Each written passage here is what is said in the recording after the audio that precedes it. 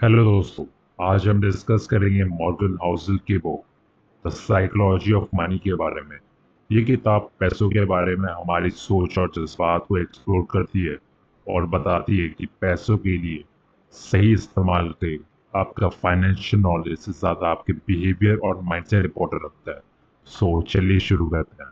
Chapter 1, behaviour over knowledge. Mister hustle कहते हैं कि फाइनेंशियल सक्सेस सिर्फ आपके नॉलेज पर नहीं बल्कि आपके बिहेवियर पर भी डिपेंड करती है। हमारे डिसीजन जैसे इन्वेस्टिंग या स्पेंडिंग हमारे इमोशंस और हैबिट से इन्फ्लुएंस होते हैं। एक इंटेलिजेंट इन्वेस्टर वो नहीं जो सबसे ज़्यादा नॉलेज रखता है, बल्कि वो है जो अपने इमोशंस को कंट्रोल कर सकता है और डिसिप्लिन रह सकता है। फॉर एग्जाम्पल, बहुत सारे लोग ऐसे होते हैं जिन्हें स्टॉक मार्केट का नॉलेज होता है, बट वो अपने बिहेवियर पर कंट्रोल नहीं कर पाते। इस कारण वो कभी अच्छा रिटर्न्स नहीं बना पाते मार्केट में। फॉर एग्जाम्पल, देखिए, कभी आपने भी ये चीज़ नोटिस किया होगा कि कुछ स्टॉक्स ऐसे होते हैं जो कभी 3 से 5 साल में कोई रिटर्न नहीं देते, बट एक समय ऐसा आता है जहाँ वो 1 से 2 साल में ही बहुत ही बढ़िया मूव कर जाते हैं और बहुत ही हाई रिटर्न देते हैं। सो इसलिए हर इन्वेस्टमेंट को बहुत ही पेशेंस रखना चाहिए और अपने इन्वेस्टमेंट को लॉन्ग टर्म के लिए सोचना चाहिए। Chapter 3, wealth is what you don't see. Author कहते हैं कि आपकी वेल्थ दिखाने वाली चीज़ नहीं होती। आपके पास जो फ्लैशी कार्स और एक्सपेंसिव हाउसेस हैं, वो ज़रूरी नहीं कि आप रिच हैं। वेल्थ एक्चुअली उस चीज़ का नाम है जो आपके पास है, लेकिन जो लोग नहीं देख सकते। फॉर एग्जाम्पल, सेविंग्स और इन्वेस्टमेंट। आपका फाइनेंशियल स्टेबिलिटी तभी बढ़ेगा जब आप अपने एक्सपेंसेस को कंट्रोल में रखेंगे और सेविंग्स को प्रायोरिटाइज करेंगे। इसका सबसे बड़े एग्जाम्पल होगा गुजराती बिजनेसमैन, जो आपको मोस्ट ऑफ द टाइम एक सिंपल सी शर्ट में दिखेंगे, बट उनके शर्ट से उनको जज मत करना, क्योंकि उनकी नेटवर्थ बहुत ही ज़्यादा होती है। वो सिंपल लिविंग में बिलीव करते हैं। Chapter number 4, luck and risk. Financial outcome में लक और रिस्क का बहुत रोल होता है। सक्सेस अक्सर हार्ड वर्क के साथ लक के मिक्सचर से आता है, और फेलियर भी कभी कभी बैड लक की वजह से भी होता है। ऑथर बताते हैं कि रिस्क और लक को भी समझना बहुत ज़रूरी है, क्योंकि कभी कभी आपके एफर्ट्स के बावजूद भी चीज़ें आपके कंट्रोल से बाहर होती हैं। फॉर एग्जाम्पल, कुछ स्टार्टअप ऐसे भी थे जिन्होंने बहुत ही पहले कुछ बढ़िया एआई मॉडल्स बनाए थे, बट तभी मार्केट उनके लिए बहुत ही अर्लियर था। उस कारण उन्हें फेलियर देखना पड़ा। बट जैसे कि हम सभी जानते हैं, आज के समय में एआई मॉडल्स कितना ज़्यादा बूम कर रहे हैं। सो कई बार कुछ चीज़ों को लेकर लक और टाइम बहुत ही इंपॉर्टेंट रोल प्ले करता है। Chapter number 5, the power of simplicity. Simplicity को मिस्टर ऑथर एक पावरफुल टूल मानते हैं। कॉम्प्लेक्स फाइनेंशियल स्ट्रैटेजीज जरूरी नहीं कि हमेशा सक्सेसफुल हो। सिंपल और स्ट्रेट फॉरवर्ड अप्रोच अक्सर बेहतर रिजल्ट्स देते हैं। ओवर कॉम्प्लिकेटिंग अपनी फाइनेंशियल प्लानिंग को रिस्की बना सकता है। For example, mutual funds company का इन्वेस्टमेंट स्ट्रैटेजीज भी कई बार बहुत ही सिंपल हो सकती है।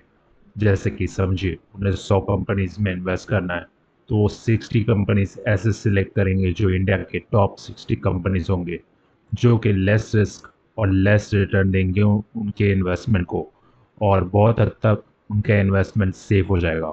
देन वो नेक्स्ट चीज़ ये करेंगे कि वो 30 ऐसी कंपनीज को ढूंढेंगे जिनमें वो इन्वेस्ट करेंगे, जो कि मिड कैप सेक्टर में होंगे, ताकि मीडियम रिस्क और मीडियम रिटर्न मिल सके उनके इन्वेस्टमेंट को।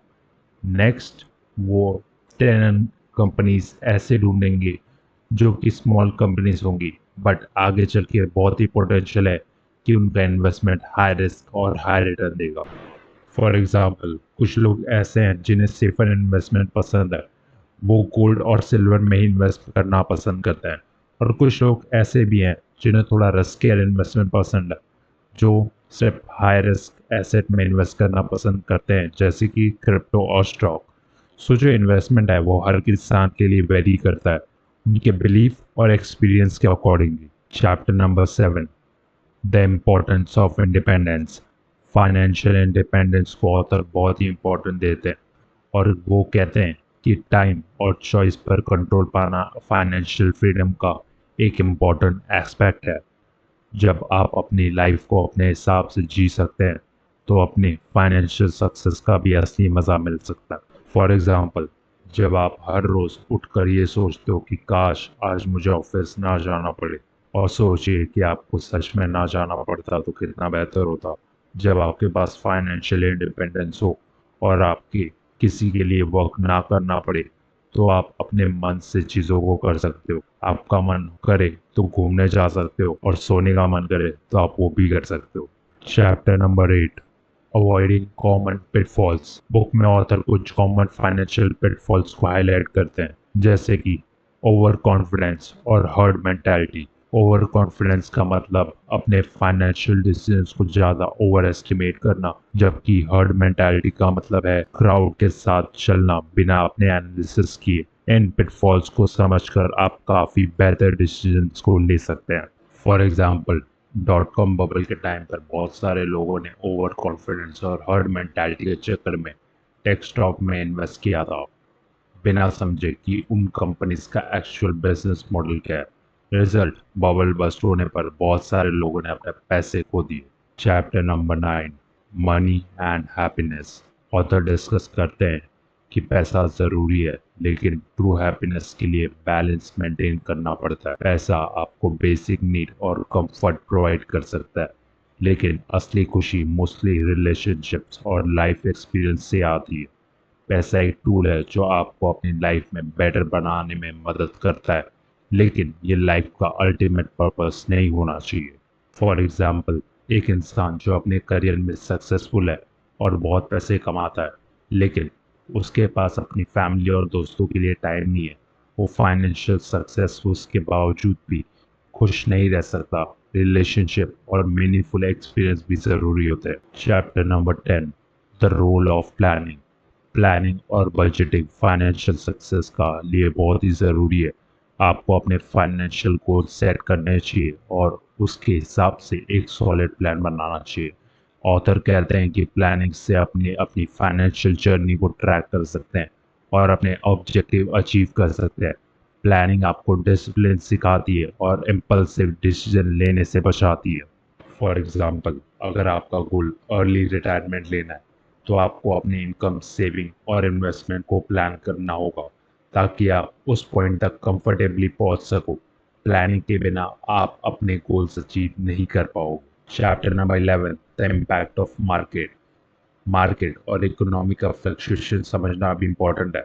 ऑथर बताते हैं कि मार्केट कंडीशन हमेशा चेंज होता रहता है, और आपको इन चेंजेस के अकॉर्डिंगली अपने इन्वेस्टमेंट और स्ट्रैटेजीज को एडजस्ट करना पड़ता है। मार्केट की वॉलेटिलिटी को एक्सेप्ट करना और उससे डील करना सक्सेसफुली इन्वेस्टिंग का एक इम्पॉर्टेंट एस्पेक्ट है। फॉर एग्जांपल, 2008 के फाइनेंशियल क्राइसिस के बाद जिन इन्वेस्टर्स ने पैनिक होकर सेल किया, उन्होंने काफ़ी पैसा लूज़ किया, लेकिन जिन लोगों ने कामली मार्केट रिकवरी होने का वेट किया, उन्होंने लॉन्ग टर्म में प्रॉफिट बनाया। मार्केट का नेचर साइक्लिक होता है, और ये समझना बहुत ही ज़रूरी है। Chapter number 12, understanding your limits. आपको अपने फाइनेंशियल लिमिट्स को समझना चाहिए।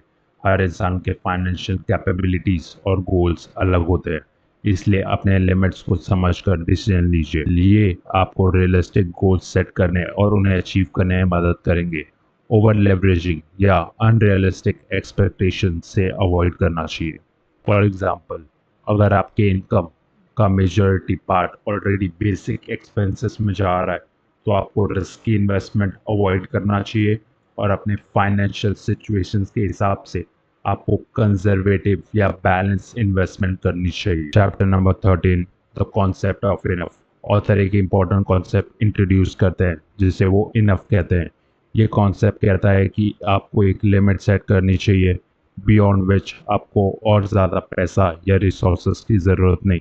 जब आप अपने ये समझ लेते हैं कि आपके लिए इनफ क्या है, तब आप ज़्यादा पीस और सेटिस्फैक्शन एक्सपीरियंस कर सकते हैं। फॉर एग्जाम्पल, एक इंसान जो अपने फाइनेंशियल गोल्स अचीव कर चुका है, लेकिन फिर भी और ज़्यादा पैसे के लिए अपनी हेल्थ और रिलेशनशिप्स इग्नोर करता है, वो शायद कभी इनफ नहीं समझ पाता। लेकिन जो आप अपनी नीड्स और गोल्स को क्लियरली डिफाइन करता है और उनको अचीव होने के बाद कंटेंट रहता है, वो ज़्यादा पीसफुल लाइफ जीता है। Chapter number 14, the role of legacy. Legacy और फ्यूचर जनरेशन को कंसिडर करना भी ज़रूरी है। अपने फाइनेंशियल डिसीजन ऐसे लें जो आपके बाद की जनरेशन्स के लिए भी बेनिफिशियल हो। ऑथर कहते हैं कि अपनी वेल्थ को फ्यूचर जनरेशन के लिए वाइजली मैनेज करना इम्पोर्टेंट है, ताकि वो लोग भी उस वेल्थ का पॉजिटिव यूज़ कर सकें।